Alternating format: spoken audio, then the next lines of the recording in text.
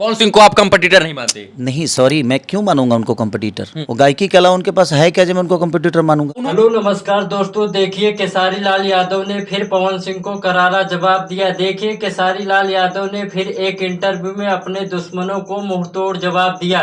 पवन सिंह का एक इंटरव्यू आया था जिसमें पवन सिंह ने केसारी लाल को लेकर बहुत कुछ बोल दिया था। इसी का जवाब देने के लिए केसारी लाल का फिर से एक इंटरव्यू आ गया है। देखिए केसारी लाल यादव ने बोला पवन सिंह के पास कुछ नहीं है गायकी सिवा। देखिए पवन सिंह ने इंटरव्यू में बताया कि 100 मिलियन का सबसे पहला केक सिर्फ पवन सिंह ने काटा था और भोजपुरी इंडस्ट्री में किसी सुपरस्टार ने नहीं काटा था। इसी का जवाब देने के लिए केसारी लाल ने बोला। देखिए केसारी लाल ने बताया कि 100 मिलियन सॉन्ग मेरा एक महीने में चला जाता है। भोजपुरी इंडस्ट्री में सबसे ज्यादा 100 मिलियन सॉन्ग केसारी लाल यादव का है। वैसे तो बात करें 100 मिलियन सबसे ज्यादा केसारी लाल के पास है, जिसका एक गाना आते ही भोजपुरी इंडस्ट्री में तहलका मच जाता है। अगर आपको वीडियो अच्छा लगा, वीडियो को लाइक और चैनल को सब्सक्राइब जरूर करें।